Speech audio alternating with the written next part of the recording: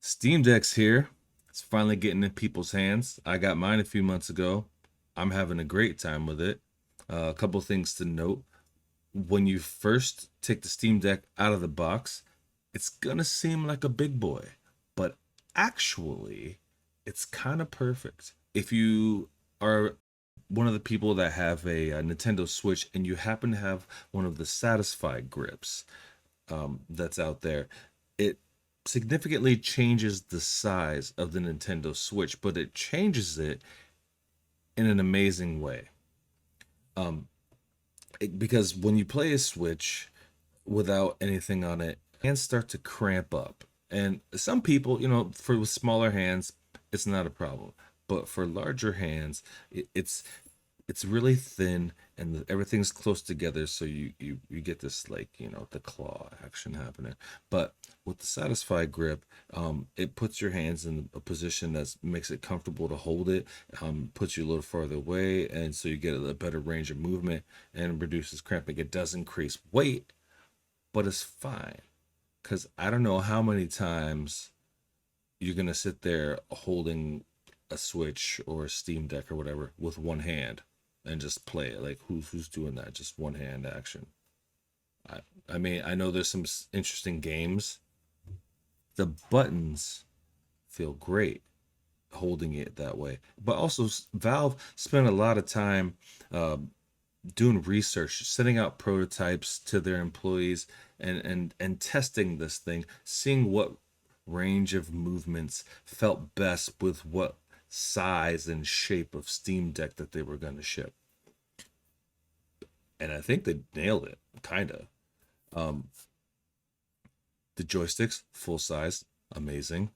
Buttons, they feel good when you press them. The D-pad, some people complain about the D-pad, say it's a little too squishy.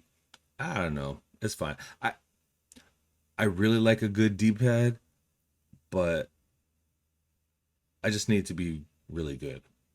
I don't need to be amazing. I don't need to be the best D-pad on the face of the planet, because the fact of the matter is, the D-pad's D-pad. And if I'm playing a game where I need to do some roll action, I'm just gonna use the joystick. I'm just gonna use the joystick. Arcade, you got a joystick. PlayStation, joystick.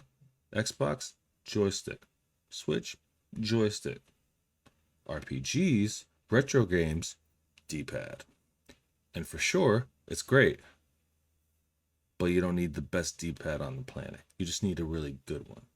A good way to acclimate yourself to the Steam Deck is to so there's this game on the Steam library. It's called Aputure Desk Job. Valve made it. They should have just shipped it with the Steam Deck. They should start doing that. If you're listening, probably not. It's the first episode, so, but they should do this because it's perfect. It's got this quirky main character that kind of like takes you on this like on rails adventure, and it teaches you by doing things, uh, how to use the buttons, how to use all the controls.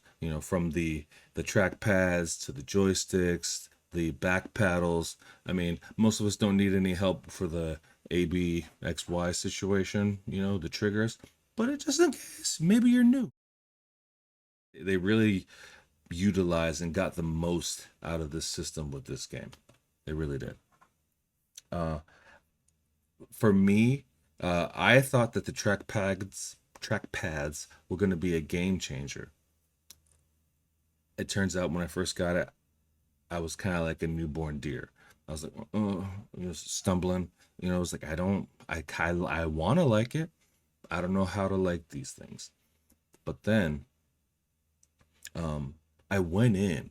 Well, first of all, I played in um, desktop mode for a while, and that really got me going with the trackpads. I was like, okay, this is perfect for this. And then I started thinking about what I was doing there and kind of applying it in my game theory. Like, how would I do this what games would I use this for? And then I was like, ah, I got it. So a couple games that I found really good to use trackpads for is a game called Stacklands. It's a like a deck management game, right? So you spend coins that you earn, by cashing in logs and food and just various things. Pretty much you can cash in everything except for people. That's fair.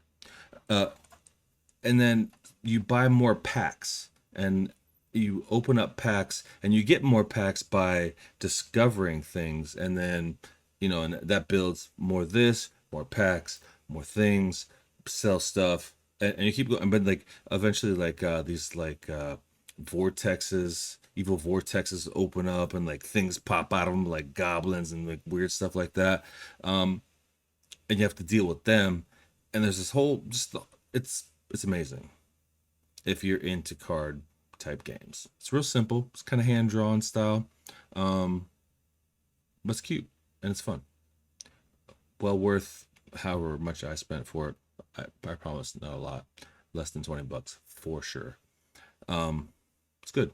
Another game, little more niche probably, is a game called Strange Horticulture, and it's this murder mystery kind of game. But you work at a plant shop and you need to help solve this mystery. Well, I don't know if you're helping. I haven't gotten far enough into the game. Enough. That's my job, but that's the objective for sure.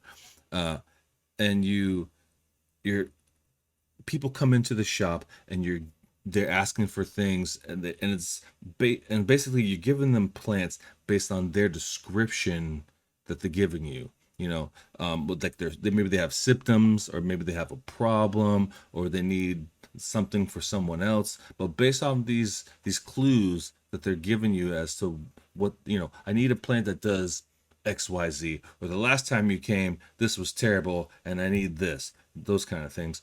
And so you have a book, and there's descriptions in the book, and you have a research kit, uh, chemistry, and magnifying glass, and all those maps, and all this kind of stuff. And you have to suss it out, right? And then you give them the plant that you think is the right plant.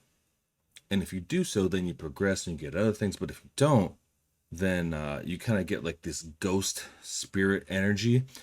And if this happens to you enough times, then you kind of like go into this mini game scenario to try to keep you from like basically failing in game over.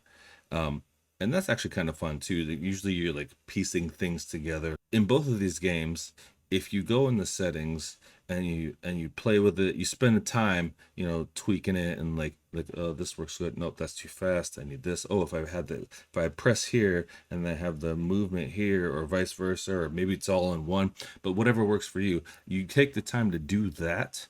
The trackpad is your best friend for these kind of games, and also on desktop mode. And I think you serve yourself best if you took the time to do that. All right, well, that's going to do it today for the Steam Deck. I had some stuff about using it in dock mode, but that situation is rapidly changing. So, if you like this content, go ahead and give me a thumbs up and hit up all those other icons if you plan on sticking around. And we'll see you in the next one.